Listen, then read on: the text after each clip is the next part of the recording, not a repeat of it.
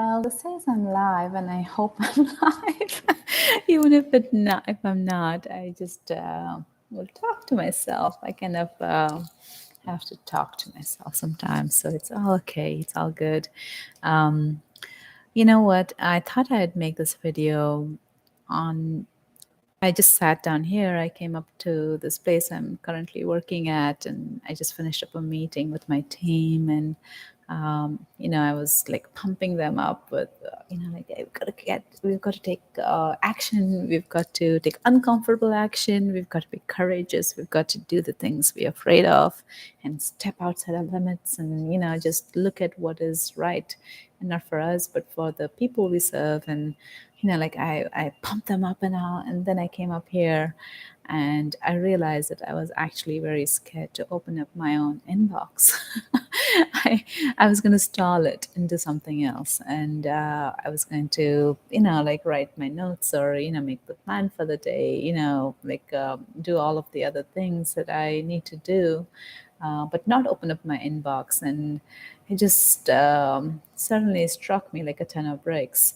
It has struck me in the past, but like the contrast of me just being downstairs there and pumping them up, and then coming up here, and then like so scared to open up my own inbox. My inbox. This is my email. It's something I've seen for the last however many years, and it's not an unfamiliar territory for me. Like I've opened it up only 1,000 times, and it made me wonder what actually is causing this fear. Why am I so scared to open up my inbox? My inbox. And I do not know if any of you have felt this kind of fear before, and how you dealt with it.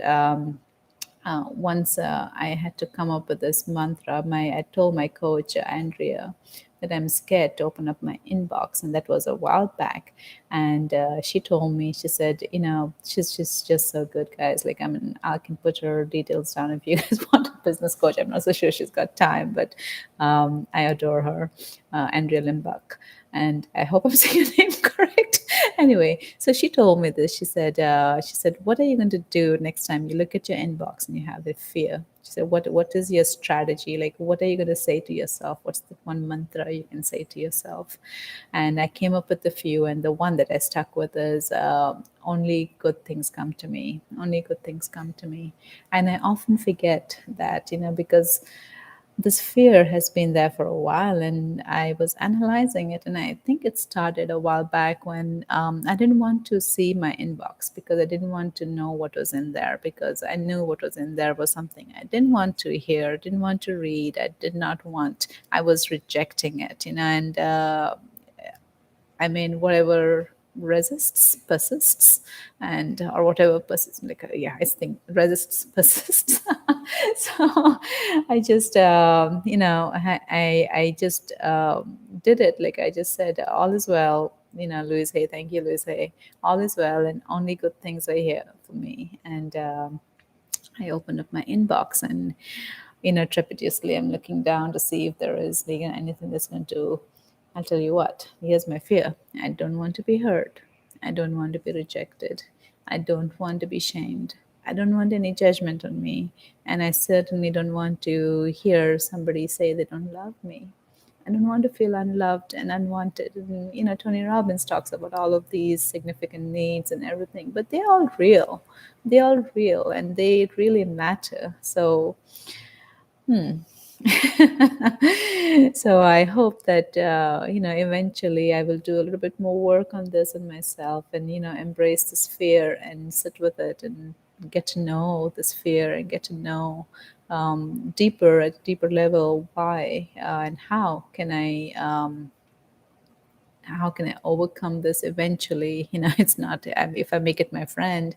My coach Alicia says, she talks about Rumi's poem, like where if you invite your fear in as a friend, like what would happen. And I should probably put that down somewhere.